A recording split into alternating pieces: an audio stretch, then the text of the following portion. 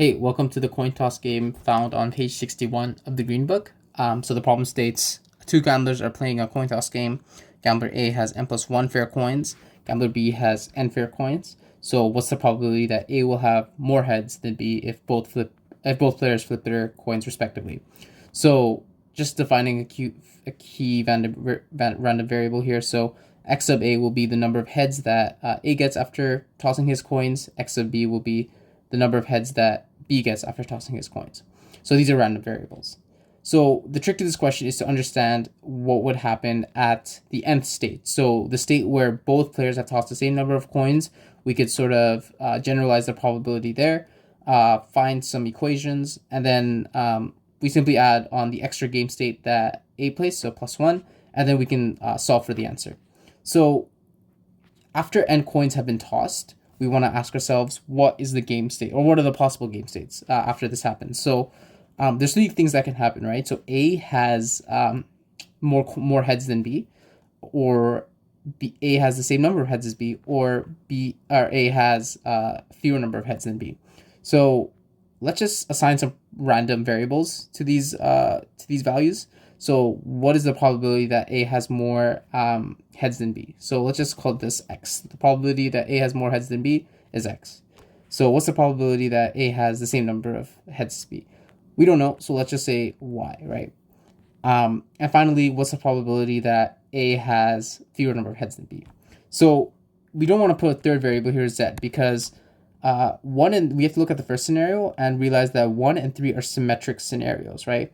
And therefore the probabilities are the same. So we should actually put X here. So the probability that A has fewer heads than B is the same probability that A has more heads than B after playing n coin tosses, obviously. And to sort of convince you, let's look at like the first case, or like the base case, where n is equal to 1, right? So that means A has 1 head, B has 0 heads, right? And in the third case, A would have 0 heads, B would have 1 head, right? So you can obviously tell that the probabilities here are the same, right? Same. And this is also true for n equals 2. So yeah, so we have two variables here, and we know that the probability of total events, or I should say probability of all events, is equal to 1. So that just means we have x plus y plus x, and that just should equal to 1. So we get 2x plus y equals 1. Okay, so we're going to save this for later. So we sort of have a general formula right now for the probabilities after n coins are tossed. So now we want to consider after A plays n plus 1 coins. So we want to see what happens to the scenario after A plays another game. So let's revisit them. So x of A is greater than x of B. X of A is equal to x of B. And x of A is fewer than or less than x of B. Okay, so in this game state, the first one, right?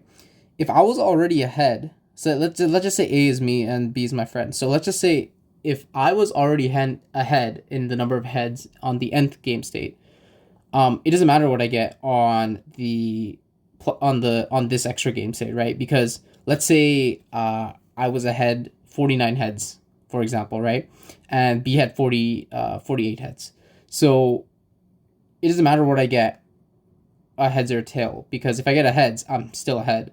If I get a tails, I'm still ahead. So in either case, the probability stays the same. Okay, I'll come back to 2, but let's go to 3. So if I was behind in the number of heads, X would be the same as well, because it doesn't matter what I get after the extra coin toss, I still would lose the game. And so the probability that x of A is less than x of B is still X. Okay, so in this scenario where x of A is equal to x of B, we can have two things happen, right? So I could not get ahead and stay the same, right? And that would be just probability y. Or I can get an extra head, and that means I would actually have more heads than B in this case, right? So let's say I had 49 heads and B had 49 heads. So if I toss an extra coin, I'll be at 50 heads. And 50 is greater than 49. And what is the probability that that got me what was the probability that got me that extra head that allowed me to have more heads than B? Well, that's just going to be 0.5 times y, right? Because up until now, y was the probability that after n coin tosses, I get the same number of heads as B. But if I added an extra coin toss, it's like adding an extra branch to a decision tree. And so we know it's a fair coin, so the probability is 0.5, and so y would be the previous probability, so we just multiply the two. And so this is my new probability after tossing an extra coin. And so we're basically done from here. All we have to say is we look at the scenarios where x of a is greater than x of b. And so we notice that there's two scenarios where this happens, scenario 1 and scenario 2. And all we have to do is just add these probabilities together. So we can say probability that x of a is greater than x of b. It's really messy, but let's say after n plus 1 coin tosses is equal to x plus 0.5 y, and that is just, well, now we have to use the equation from earlier, so we can just solve for y.